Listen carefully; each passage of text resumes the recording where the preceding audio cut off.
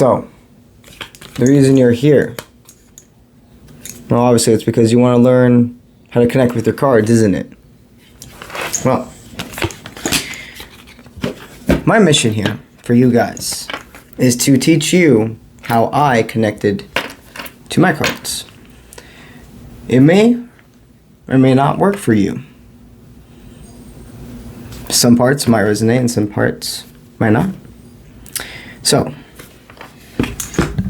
my first video is going to be strictly how to bond with your cards. There's more to doing this than knowing the definitions. You have to understand how the cards are speaking for spirits, not that the cards are spirit. Okay? It's a channel. You want to have a bond with your cards like it's a best friend. This is how I started, okay? When I started this whole process, it wasn't this deck I had, actually. It was this one. This is the first tarot deck I ever had. I think it starts from the very beginning of how you get it. Okay? Some people say that you should not buy your own tarot, and that is false. You 1,000% can buy your own decks. What I always suggest, though, is you want to go to a physical store. A spiritual store, you know? Anywhere that sells tarot. And you want to really look at all your options. It's not something that you should feel rushed to do. This is the beginning of understanding your intuition. Literally. You're picking your textbook, okay? You're picking your subject in a sense. So you're gonna look around at all of your options. And in your heart, you're gonna know, your eyes are gonna lead you to the correct one. So after you've analyzed all of your options on the shelf, put into yourself whichever one my eye lays on is the one that was meant for my destiny. And then open up and see what happens. This one is the one that pulled out to me. The way I connected to this deck further on is one first.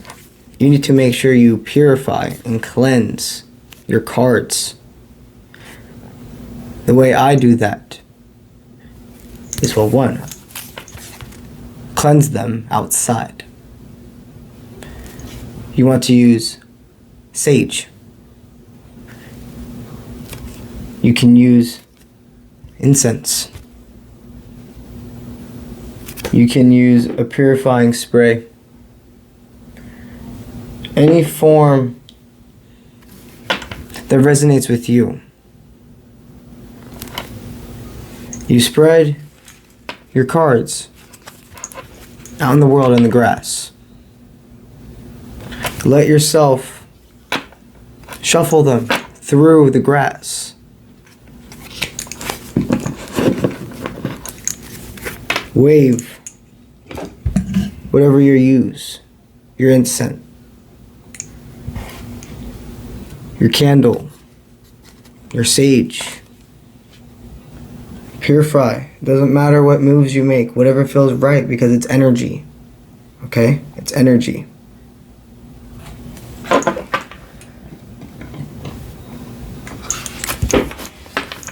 So, after your deck is thoroughly cleansed, it is left only with you. From there, it might sound cheesy, but you want to take your deck with you everywhere you can. So that means carrying it in your hand when you're going around your house. That means if you have a backpack or a purse or something like that, keep it in there with you. Almost like you're holding somebody's hand. You're feeling this bond. It might sound cheesy, but it's true. You're getting your energy. You're soaking up everything into this. Don't let other people touch your cards. Okay? Don't let other people touch your cards. If you do readings for other people, and you want them to touch the cards to be able to help channel, I guess, better, that's something that would be for you. I would just always recommend cleansing them after each person. But don't let just free hands touch these cards. People are just like, oh, what's that? Or whatever. No. This is sacred.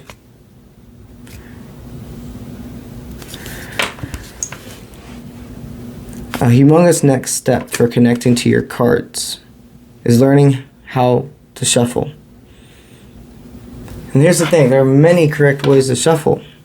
You don't have to do it any specific way.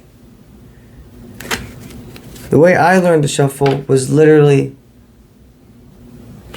I don't even know how to explain it, because it just happened.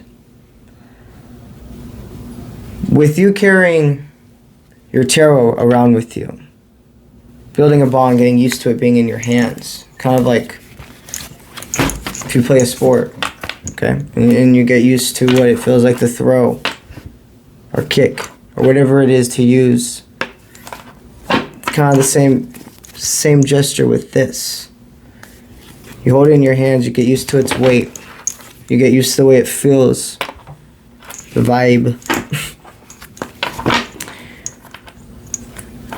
And when you're sitting down watching TV or do anything, just take it, start little. I'm like, oh, what's that? Oh, you want to see what just happened? Strength. Up hand. You feel this, don't you? You feel this vibe happening. You're getting it. This isn't a pop quiz when it comes to cards, okay?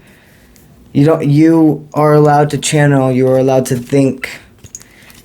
It is not a vocabulary test. It will take time for you to know what every card means.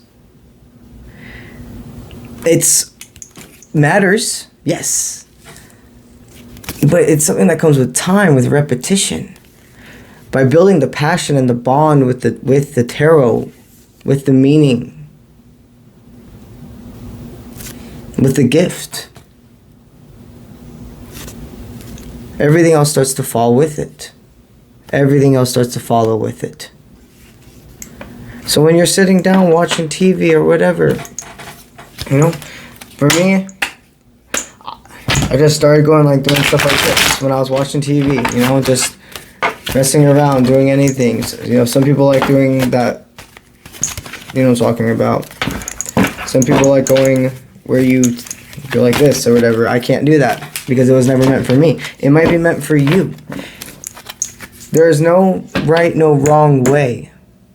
It's what vibes with you. So once you get your gist, your vibe, how you like to shuffle, from there on is a whole different subject about our next video, which is going to be how to trust your intuition when it comes to the card you pick. How to not second guess, is that the right card? This is just the first video. A very easy starter day is how I like to look at it. So if you already have a deck, apply these elements. Become friends. Look through the cards. Even pick one card a day to just really focus on what it means to you. So like we got the Page of Coins up hand, okay? Then what are you gonna do? You got the Page of Coins up hand. You're gonna take out whatever booklet came with it, and we're gonna find it. Page of Coins. You're going to read what it means. You're going to absorb it.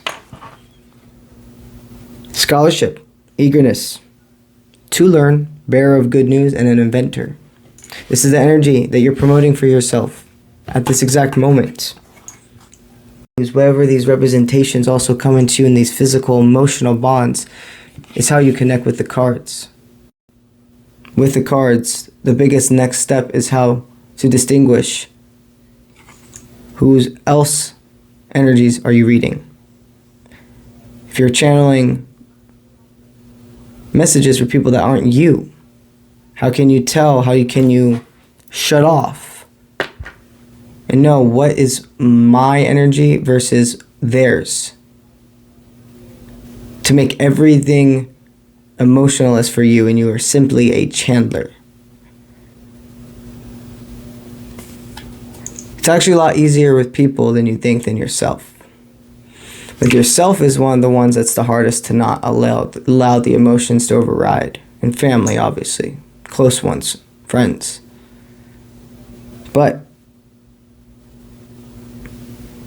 that's what we're going to dive into in the next video. But I also suggest is when you are buying your cards, because you will get addicted probably to it if you aren't already. You want to respect your cards, okay? You want to make sure that you have a designated spot for them. Almost like a bedroom for them, okay? Every time you buy a oracle deck, something I suggest is knowing the reason you bought that one for. For instance, I knew when I bought this tarot familiar, I was going to use it specifically for channels when I needed to ask guidance from spirit, animal messengers, and familiars. Or when I'm wanting to ask questions about anything to do with law of attraction, you bring out the Law of Attraction Tarot. When you see the cards, when you know I have a purpose for you, instantly the energy dynamic is different with them from the moment you buy them. Again, these are all what I'm giving you are suggestions. What I'm giving you is what worked for me. We're taking it day by day. Okay? Starting with the emotions, the feelings, the vibes. Connecting. Pick your card of the day. Find your shuffle, find your groove. Get used to it. And when you're going to pick your first tarot, if you haven't already, or if you're feeling called to go get a new one, remember, let the deck pick you. Look at everything that's around. And go inside. And let your eyes be drawn to the right one. Alright. I will see you guys in the next video. Thank you for being here. And let's get it.